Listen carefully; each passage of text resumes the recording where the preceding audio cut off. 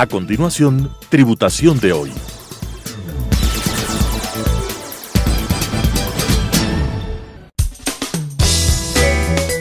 Clasificación A.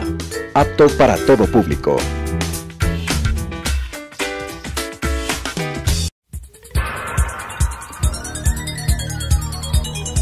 Las opiniones vertidas en este espacio por la producción y dirección del programa son de exclusiva responsabilidad de sus autores y de quienes intervienen en ellos.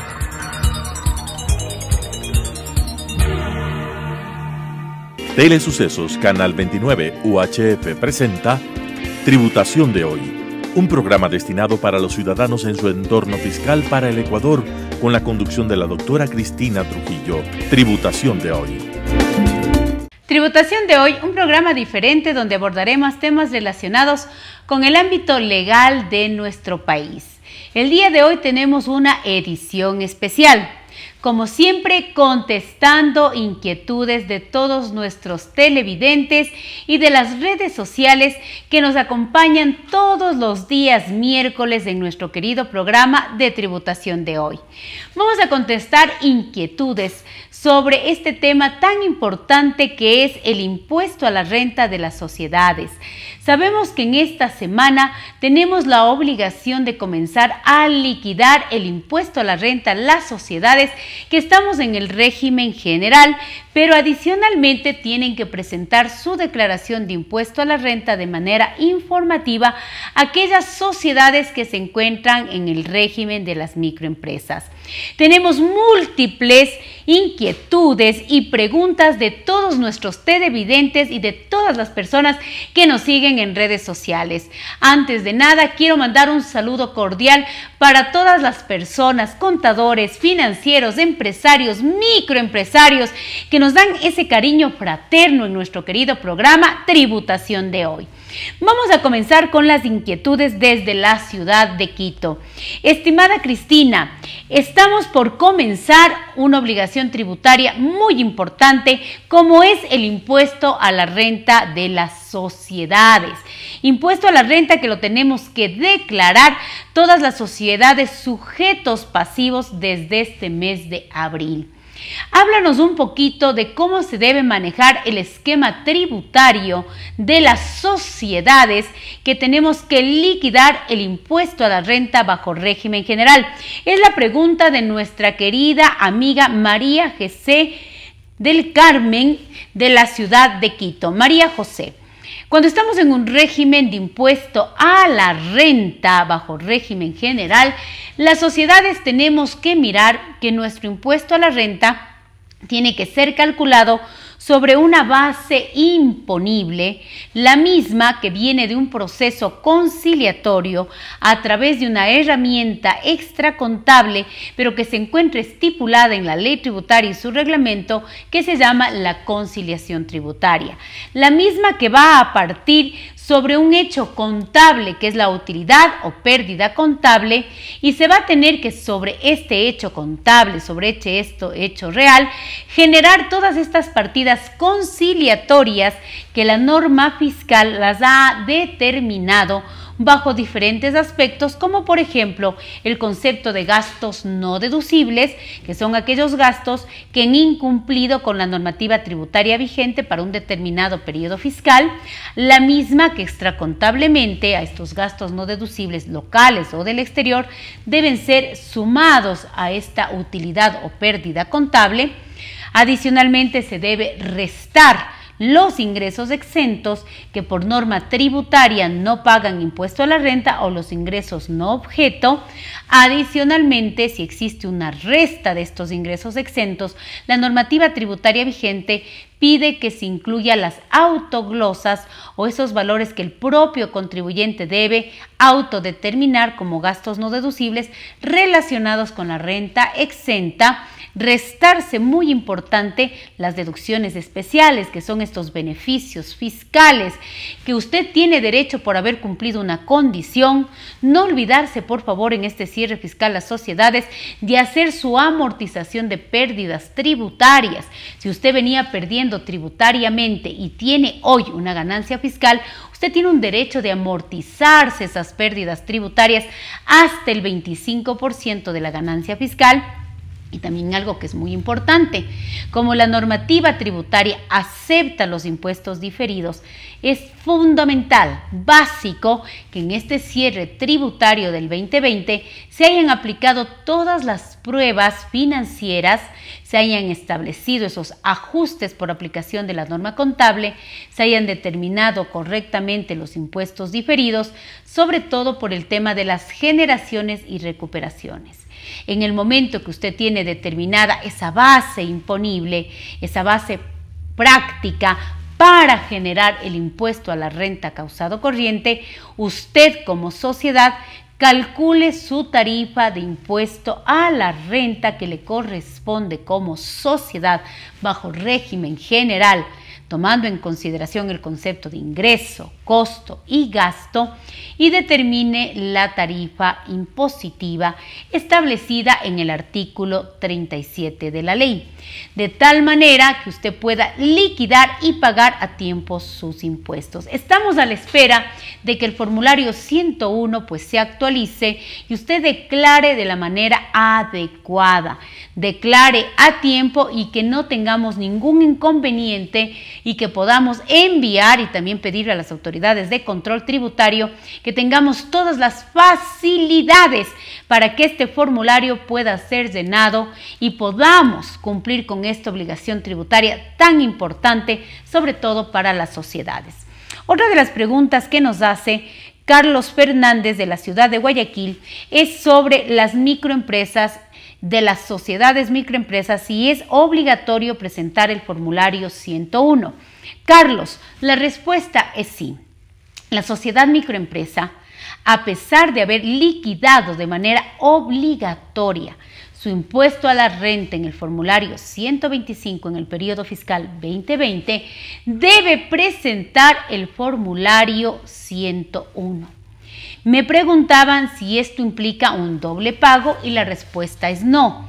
Si usted ya canceló como microempresa sociedad el impuesto a la renta que le correspondía, este formulario 101 viene a ser un formulario informativo que tiene los casilleros adecuados para que usted pueda no volver a imputar un doble pago de impuesto a la renta porque usted ya canceló bajo el régimen de microempresa, pero debe informar al fisco. Es obligatorio para las sociedades microempresas declarar este formulario 101 de manera informativa y el propio formulario prevé los casilleros para que en la conciliación tributaria usted no genere un doble pago y se pueda excluir la operación de microempresa y a la larga el formulario sea un formulario informativo. Porque recuerde, y aquí viene otra de las preguntas, Mónica Pérez de la ciudad de Ibarra nos pregunta si las microempresas tienen algún tipo de excepción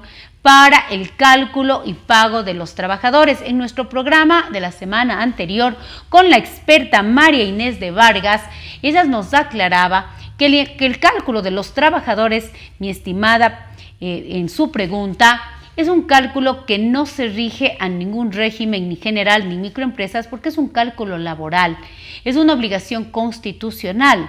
En el régimen que usted se encuentre, este cálculo del 15% es obligatorio.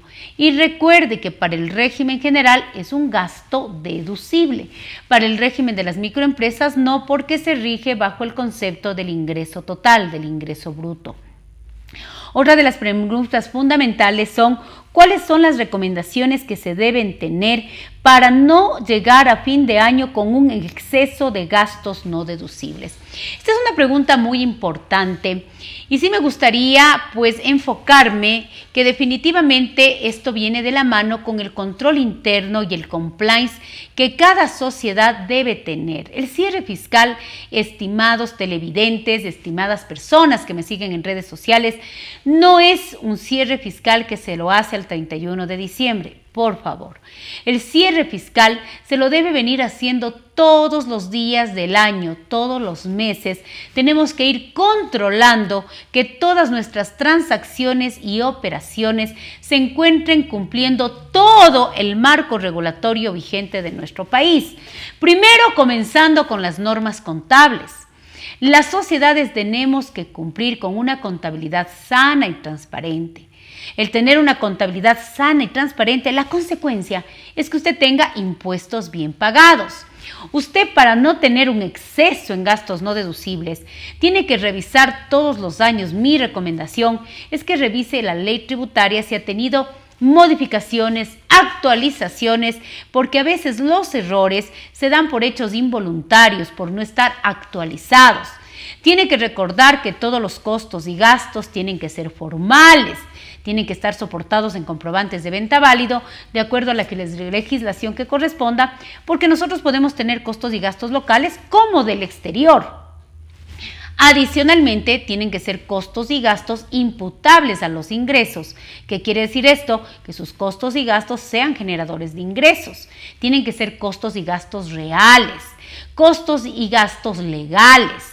De esta manera, usted va a evitar la mayor cantidad de gastos no deducibles, porque recuerde, televidente, recuerde todas estas personas que nos están siguiendo en redes sociales, que los gastos no deducibles en un régimen general que pague esa tarifa de impuesto a la renta del 25%, puede llegar a pagar hasta el 28%, dependiendo algunos causales que voy a hablar más adelante, pues el gasto no deducible aumenta el impuesto a la renta.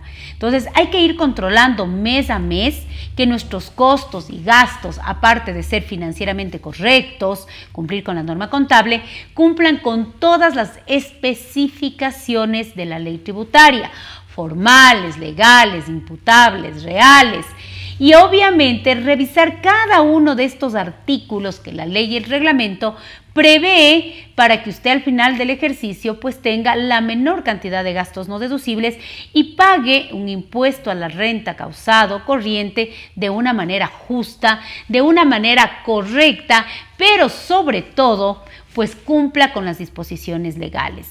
Cristina, ¿cuál sería la recomendación para que en el gasto de nómina todo el gasto sea deducible? Nos pregunta Juan Carlos Brito de la ciudad de Cuenca. Juan Carlos, primero un hermoso y cálido saludo a Cuenca, esa ciudad tan hermosa, en donde hay gente muy, pero muy, yo diría, cariñosa y que siempre está pues a la expectativa de las capacitaciones fiscales y sobre todo de nuestro querido programa Tributación de Hoy, que estamos en edición especial.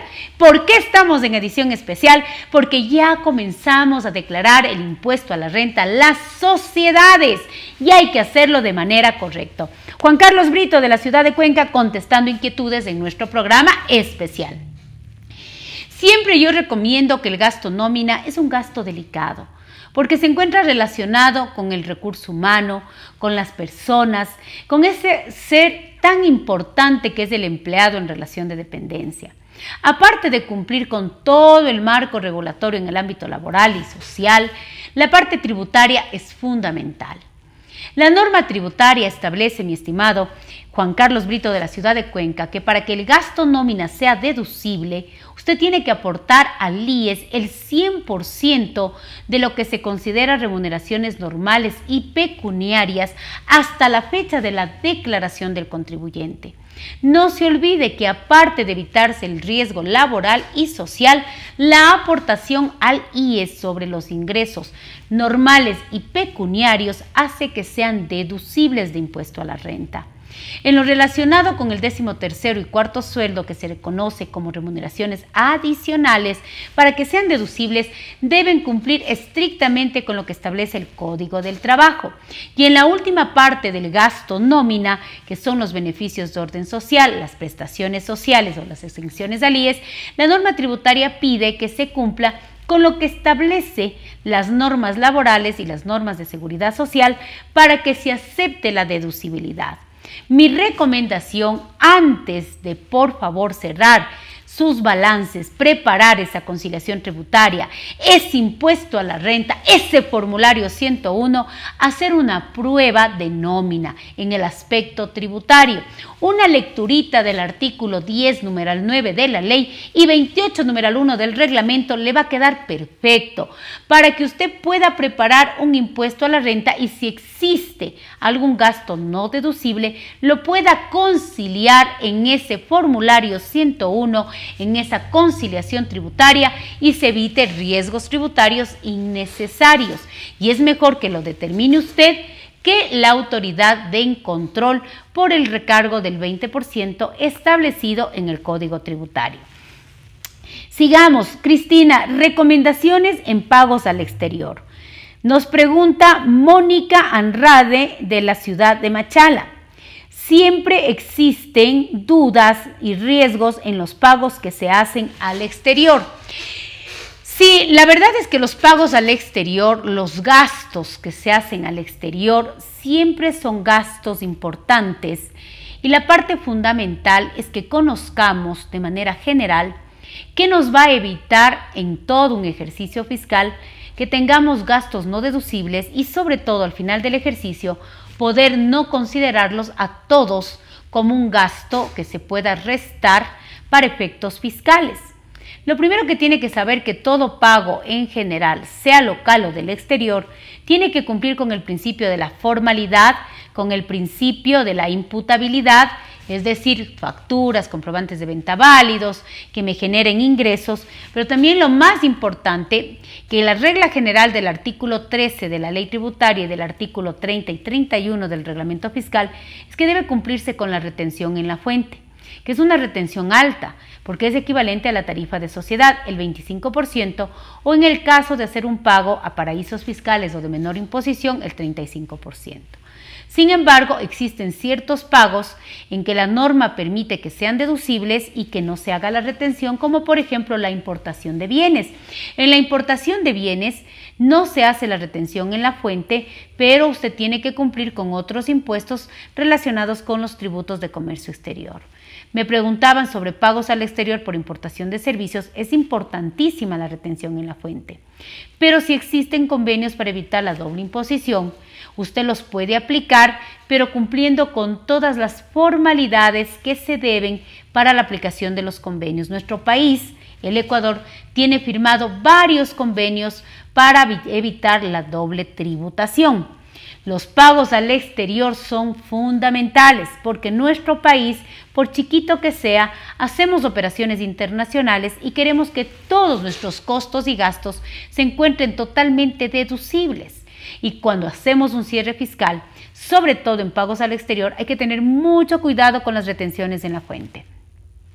Hay varios, puntos importantes que usted tiene que considerar, porque existen diferentes tipos de pagos al exterior por importaciones de bienes, importaciones de servicios, pagos por asistencias técnicas, regalías, endeudamiento por créditos externos.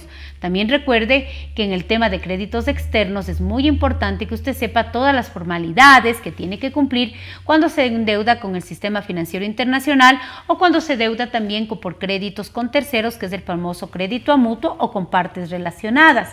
Siempre cuando hay una deuda con partes relacionadas local o del exterior, aparte de cumplir con todas las formalidades que establece la ley tributaria, existe el control de la deducibilidad por el hecho de estar hablando con las partes relacionadas, y la Ley de Simplicidad y Progresividad Tributaria trajo una importante reforma que se aplica a partir del periodo fiscal 2020. Siguiendo contestando inquietudes, tenemos la pregunta de Rodrigo Pérez de la ciudad de Ambato. Rodrigo Pérez nos pregunta: Cristina, ¿cuál va a ser el tratamiento de la provisión de jubilación patronal y desahucio en el periodo fiscal 2020? Y si puedo hablar sobre el tratamiento de la jubilación patronal y desahucio para el 2021. Esta pregunta es muy importante. Para el ejercicio fiscal 2020, recuerde que la provisión de jubilación patronal y desahucio es un gasto no deducible total. El 100% de la provisión es un gasto no deducible, aun cuando usted lo prepare o calcule estas dos provisiones con un estudio actuarial. Para el 2020, por favor, escúcheme, y va a generar impuestos diferidos porque así está la normativa. Pero a partir del 2021, mi estimado Rodrigo, nos habla la normativa que se cambia y la provisión de jubilación patronal y desahucio tienen otros lineamientos fiscales. En el caso de la provisión de desahucio, nos dice que será totalmente deducible con el estudio actuarial, es decir, que regresamos a algo muy parecido a lo que era la normativa en el año 2017. ¿Y qué pasa con la provisión de jubilación patronal a partir del 2021? Pues definitivamente empleados mayores a 10 años con estudio actuarial y que esa provisión se deposite en empresas especializadas para el manejo de fondos de jubilación, pues va a ser deducible, y empleados menores a 10 años va a ser un gasto no deducible. Esto es importante porque es una reforma que trajo la Ley de Simplicidad y Progresividad Tributaria, pero que no se aplicaba desde el 2020. Este ejercicio fiscal 2020 se cierra como lo estoy diciendo, es decir, gasto no deducible total con impuestos diferidos, y a partir del 2021 estas dos provisiones tienen un cambio bastante significativo, sobre todo en el tratamiento tributario. Mi recomendación es que estas provisiones no se las debe hacer en el sentido de que porque es una exigencia por NIPS. No, señores, se las debe hacer por el Código del Trabajo. Las normas internacionales de contabilidad lo único que hacen es decirle que si usted tiene obligaciones laborales, se encuentren reflejadas en la contabilidad. Y el tema tributario simplemente lo que busca es mirar qué parte de estas provisiones serán deducibles o no. Pero recuérdese que siempre la contabilidad tiene que reflejar la esencia económica de lo que usted es, la imagen fiel de lo que usted es. Y si eso muchas veces no concuerda con lo tributario, ahí viene el contador eficiente, el empresario eficiente, que sabe que usted tiene que aprender dos lenguas a través de ese lenguaje que hoy todo el mundo tiene que conocer, que se llaman los impuestos diferidos. Y ahí viene otra pregunta muy interesante. Cristina, ¿qué pasa cuando nosotros como sociedades tenemos la obligatoriedad o no de hacer los impuestos diferidos? A ver, es una pregunta extremadamente técnica y fundamental. Si usted es una sociedad y su lenguaje contable son las normas internacionales de información financiera, seguramente usted va a tener que haber hecho muchas provisiones bajo normas contables que a lo mejor no le acepte el fisco en un determinado momento, y usted va a tener que generar un impuesto que seguramente le pague hoy, pero usted está seguro que mañana tiene esa posibilidad de recuperar. Y si usted no aprende, no utiliza los impuestos diferidos, ¿cómo va a recuperar el impuesto de hoy mañana? Es decir, que el tema del impuesto diferido nace por una necesidad, no solo contable, sino también tributaria, porque la norma tributaria dice que se reconocerán solo los impuestos diferidos que se haya aplicado la técnica contable vigente y que se hayan reconocido en la contabilidad.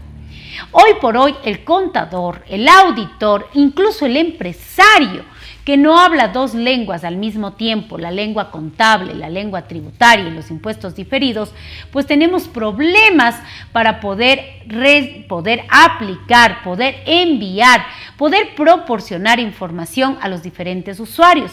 Y recuerde que los usuarios de nuestros estados financieros son varios, primeramente nuestros accionistas, nuestros empleados, los bancos, los organismos de control. Yo quiero tener un balance razonable, saber qué pasa con mis cuentas por cobrar, con mis inventarios. Y hoy por hoy, en el cierre fiscal, hoy que ya estamos para declarar ese formulario 101, tenemos que ponernos a prueba. ¿Cuánto sé de contabilidad? ¿Cuánto sé de impuestos? Para que ese impuesto a la renta causado corriente se lo calcule, se lo pague de la manera correcta. Porque lo correcto no es pagar ni de más impuestos, pero tampoco es pagar menos de lo que me corresponde. Otra de las preguntas importantes que me dicen, Cristina, es ¿qué pasa con el tema del gasto de depreciación? Bueno, la propiedad, planta y equipo es un tema básico, fundamental, importantísimo, que debemos tener todas las compañías para producir ingresos. Dígame usted, ¿qué compañía sin tener activos puede generar ingresos? Por pequeños que sean, una compañía necesita maquinarias, necesita computadores, instalaciones, escritorios, edificios. Los activos fijos son necesarios, son inversiones generadoras de efectivo. La depreciación tiene que hacerse por norma contable y al final de cada ejercicio mirar si esa depreciación se encuentra dentro de los límites de deducibilidad establecidos en la ley fiscal, en el artículo 10, numeral 7 de la ley y 28, numeral 1 del reglamento, 28, numeral 6 del reglamento fiscal. Cuando a mí me preguntan cómo se deprecia un edificio, yo tengo que pensar en la vida útil, en la técnica contable, en la naturaleza del bien y seguramente será 50, 60, 70 años. Luego tengo que comparar con lo que pide la norma tributaria, mirar si estoy dentro de su límite de deducibilidad.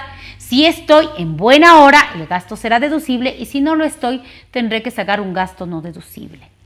La depreciación de los bienes es realidad económica, pero muchas veces puede ser que esa realidad económica no coincida con lo que establece la norma tributaria y tendré que hacer mi conciliación. Tendré que determinar mi gasto no deducible. Tendré que generar ese pago del impuesto porque eso es vivir con dos realidades al mismo tiempo. Para eso vienen la conciliación tributaria y la aplicación de los impuestos diferidos. ¿Por qué? Porque mi balance, ojo, es un balance NIPS, es un balance real, pero es un balance que tiene que cumplir con dos universos.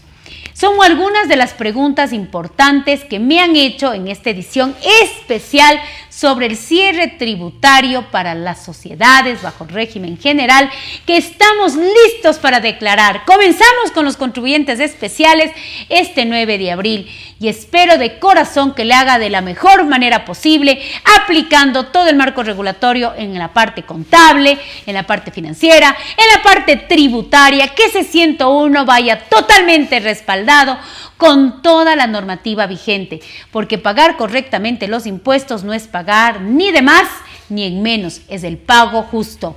Como siempre, el tiempo en televisión se nos pasa volando. Para mí ha sido un gusto el día de hoy hacer esta edición especialísima sobre el cierre fiscal y las recomendaciones para las sociedades que vamos a pagar nuestro impuesto a la renta en este mes de abril. Soy Cristina Trujillo de su querido programa Tributación de Hoy y nos volveremos a ver la próxima semana con un entrevistado de lujo, una sorpresa que usted no lo va a poder creer.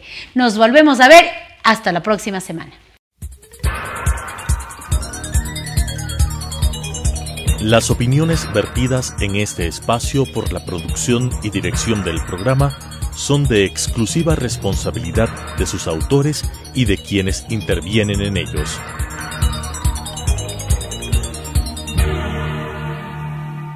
Telesucesos Canal 29 UHF presentó Tributación de Hoy, un programa destinado para los ciudadanos en su entorno fiscal para el Ecuador, con la conducción de la doctora Cristina Trujillo. Tributación de Hoy.